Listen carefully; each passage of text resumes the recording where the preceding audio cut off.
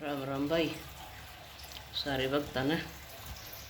आज सुनाऊंगी मैं आपने श्रावण मास के शुक्ल पक्ष की एकादशी। इसको पवित्रा एकादशी भी कहते हैं और पुत्रदा एकादशी भी कहते हैं। तो इस एकादशी की कथा मैं आपको सुनाऊंगी। धरती माता की, गौ माता की, गणेश भगवान की, सतगुरुदेव भगवान की जय हो। मेरी इष्ट देव भवानी महाकाली की। तो भी धर्मराज युधिष्ठिर बोले, हे भगवान, आप मुझे श्रावण मास के शुक्ल पक्ष की एकादशी की कथा सुनाइए और इसका व्रत किस प्रकार किया जाता है और ये किसने किया था और इसके करने से उसको क्या लाभ मिला था। तो मधुसूदन बोले, हे राजन, अब आप शांतिपूर्वक श्रावण माह के शुक्ल पक्ष की एकादशी कथा सुनिए। इस कथा के सुनने से वाजपेयी यज्ञ का फल मिलता है और पुत्रहीन को पुत्र प्राप्त होता है।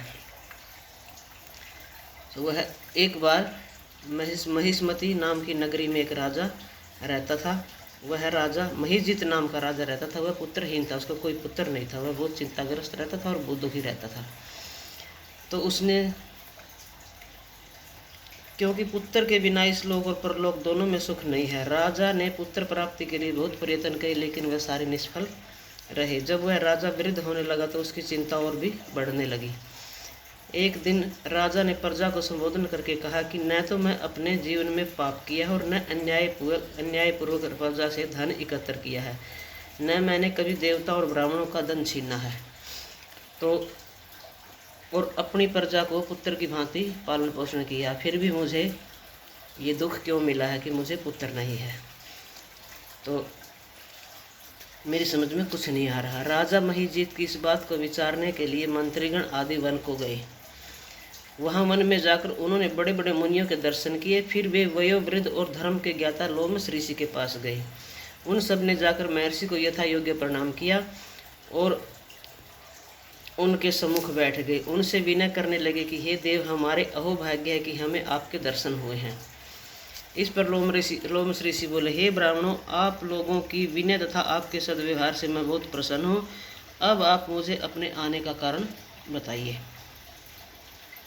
मैं आपके कार्य को अपनी शक्ति के अनुसार अवश्य पूरा करने की कोशिश करूँगा, क्योंकि हमारा शरीर ही परोपकार के लिए बना है।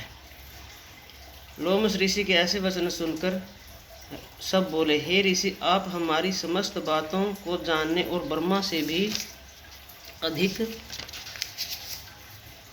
जानते हैं।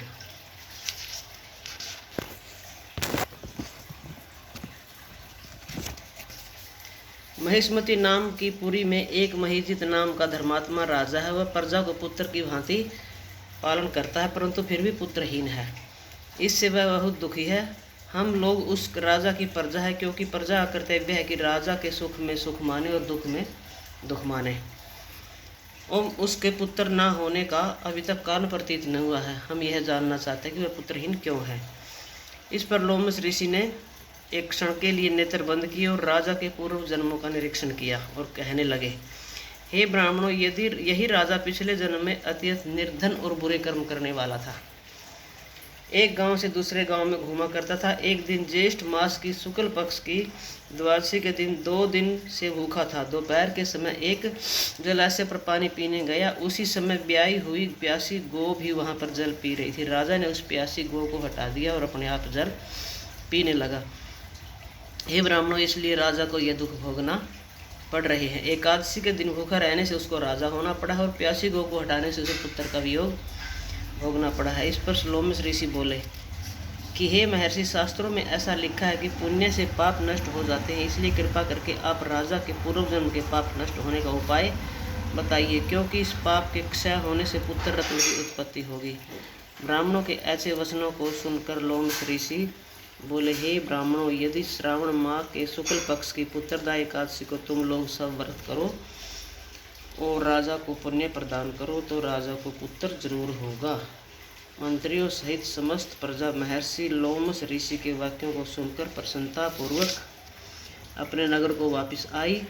उन लोगों ने श्रावण मास के शुक्ल पक्ष की पुत्रदा एकादशी को लोमस ऋषि की आज्ञा अनुसार विधि पूर्वक व्रत किया और द्वादशी को उसका फल राजा को दिया। उस पुण्य के प्रभाव से रानी ने गर्भ धारण किया और 9 महीने पश्चात उसके एक अत्यंत तेजस्वी पुत्र रत्न हुआ।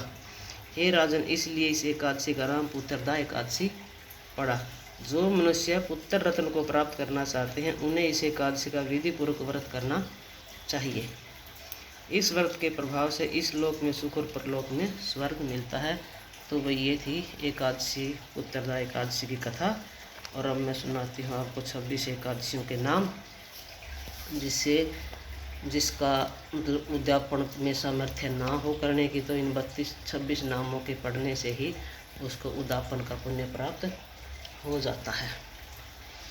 तो भाई उत्पन्ना एकादशी, मोक्षदा एकादशी, सफला एकादशी, पुत्रदा एकादशी, षठतिला एकादशी, जया एकादशी, विजया एकादशी, आमलकी एकादशी, पाप मोचनी एकादशी, कामदा एकादशी, वरूथनी एकादशी, मोहिनी एकादशी, अपरा एकादशी, निर्जला एकादशी, योगिनी एकादशी, देवशयनी एकादशी, कामदा एकादशी, पुत्रदा एकादशी। आज वाली एकादशी को पुत्रदा भी कहते हैं और पवित्रा भी कहते हैं।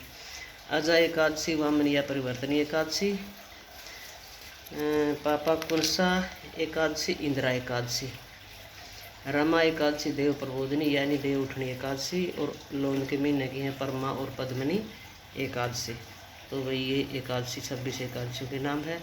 इस तरह से ये कथा थी जो मैंने आपको सुनाई। इसलिए एकादशी का व्रत जरूर करना चाहिए। जय एकादशी माता की, जय एकादशी माता की, जय भारत माता की, जय गौ माता की।